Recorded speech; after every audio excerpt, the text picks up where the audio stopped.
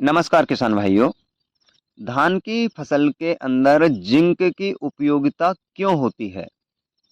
क्या बिना जिंक दिए भी धान की फसल से उत्तम पैदावार ली जा सकती है? इसकी कमी के क्या धान की फसल पर लक्षण होते हैं? उसका क्या दुष्प्रभाव होता है? इन सभी बातों को आज के इस वीडियो में हम जानने वाले हैं।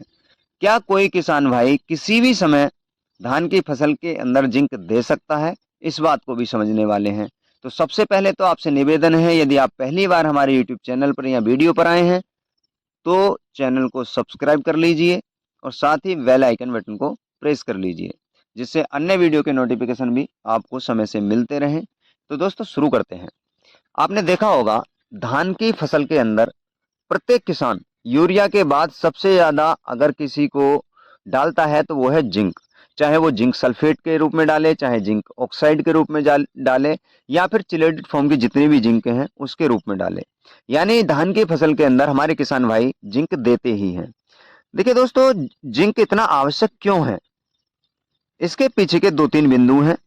चूंकि जो जिंक तत्व है वो पौधों में नाइट्रोजन स्थिरीकरण में मदद करता है, जिससे पौधों में ग्रीनिंग यानी हरापन बना रहता है। अगर हमारे पौधे ग्रीनिंग के साथ रहेंगे तो भोजन अच्छे से बना पाएंगे, ऊर्जा डिस्ट्रीब्यूशन अच्छे से होगा और कह सकते हैं ऑल ओवर ग्रोथ हमारे पौधे की अच्छी बनी रहेगी। जिंक कार्बोहाइड्रेट्स के मोटाबॉलिज्म को बढ़ाता है, जिससे पौधों के भोजन निर्माण में सक्रियता आती है, मदद होती है, अच्छे से भोजन बन पाता है।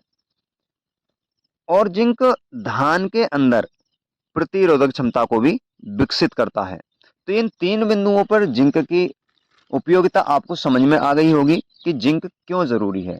और दोस्तों सबसे बड़ी बात, हमारे यहाँ यानी भारत देश के अंदर लगातार बिना फसल चक्र के फसल करने से सबसे ज्यादा किसी तत्व की डेफिशिएंसी मृदा के अंदर बनी है तो वो है जिंक। और जिंक से ही सारी चीजें होती हैं। तो इसलिए धान की फसल के अंदर हमारे किसान भाई जिंक को अत्यधिक मात्रा में डालते हैं।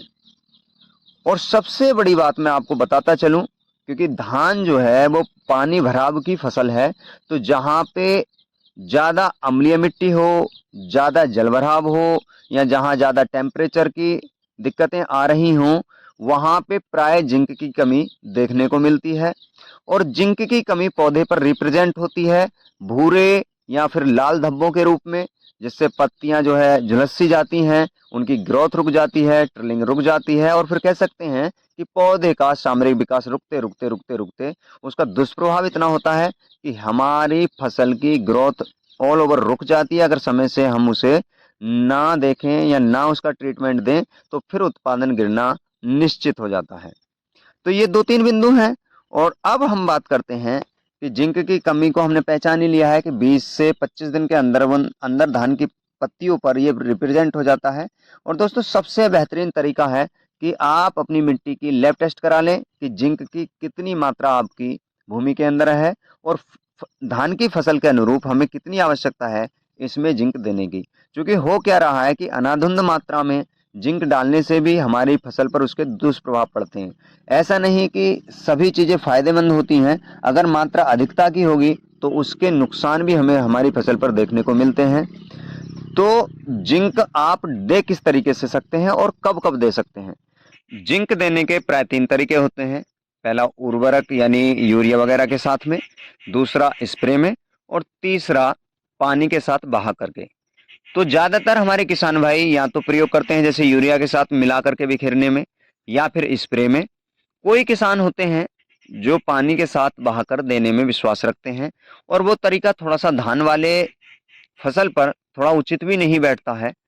तो जो यूरिया के साथ दे रहे होते हैं वो किसान भाई ध्यान रखें कि यदि आपकी धान की फसल नॉर्मल चल रही है और केवल आप जिंक की उपलब्धता सामान्य तौर पर करा रहे हैं तो 5 से 6 किलोग्राम प्रति एकड़ की दर से आप जिंक लेंगे, चाहे वो जिंक ऑक्साइड के रूप में हो, या फिर जो जिंक सल्फेट आता है वो हो, या फिर कोई अन्य फॉर्मुलेशन हो।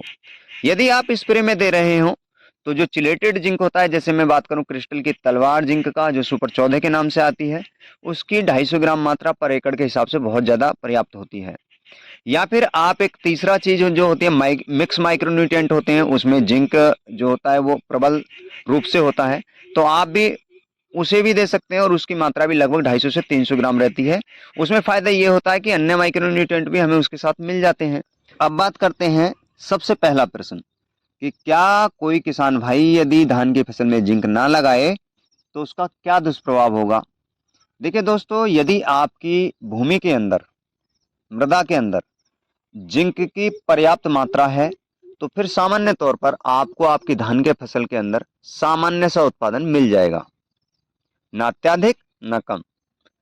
यदि आपकी धान की फसल के अंदर जिंक की कमी है और आप फिर भी जिंक ना दे रहे हो तो फिर आपका उत्पादन गिरना निश्चित है, क्योंकि जिंक की कमी से कई बार खैरा रोग भी आता है।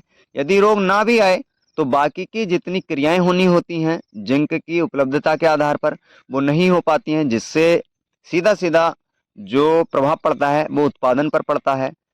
और यदि आप सामान्य तौर पर भी आपकी भूमि के अंदर पर्याप्त जिंक है और ऐसी स्थिति में भी आप जिंक डाल देते हैं सामान्य मात्रा में, तो फिर आपका उत्पादन बढ़ जाता है, क्योंकि जो एंजाइम सक्रियता है, भोजन निर्माण की चीजें हैं, पौधों की ग्रीनिंग है, ये सब चीजें बहुत अच्छी तरीके से, बहुत अच्छी गति से हो जाती हैं अगर हम जिंक डाल देते हैं।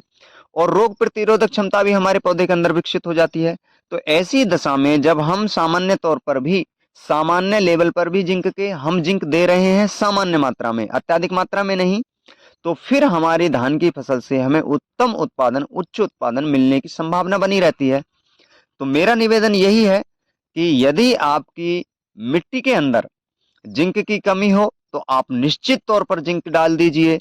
यदि जिंक का सामान्य लेवल आपकी भूमि के अंदर है तो भी हल्की मात्रा में आप जिंक डालिए, या फिर जो मिक्स माइक्रोन्यूट्रिएंट होते हैं जिसमें जिंक भी होती है उसे डाल दीजिए। अब यदि कोई किसान भाई ऐसे हों जिनका प्रश्न ये हो कि भाई हमने अपनी धान की फसल के अंदर जिंक नहीं डाली है और लगभग दिन हो गए हैं 50, तो आप घबराएं नहीं, आप स्प्रे के अंदर या फिर मिट्टी में मिलाकर या फिर यूरिया में मिलाकर अपनी धान की फसल के अंदर सामान्य मात्रा में जिंक जरूर डाल दें।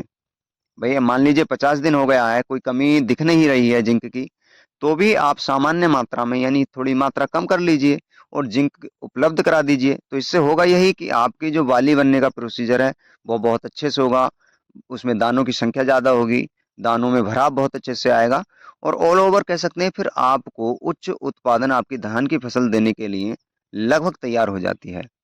आज के वीडियो की जानकारी कैसी लगी कमेंट में ज़रूर बताएं। किसी विषय पर आप वीडियो चाहते हैं तो वो भी कमेंट में मेंशन करें, और लगे ये बात अपने दोस्तों के साथ शेयर करने योग्य है तो शेयर अवश्य करिएगा। और दोस्तों, यदि आपने अभी तक भी हमारे यूट्यूब चैनल को सब्सक्राइब नहीं किया है तो सब्सक्राइब कर बेल आइकन बटन को प्रेस ज़रूर कर लें, जिससे भविष्य में कोई वीडियो आए तो उसका नोटिफिकेशन आप तक पहुँच जाए। तो आज के वीडियो की जानकारी केवल यहीं तक। नमस्कार किसान भाइयों।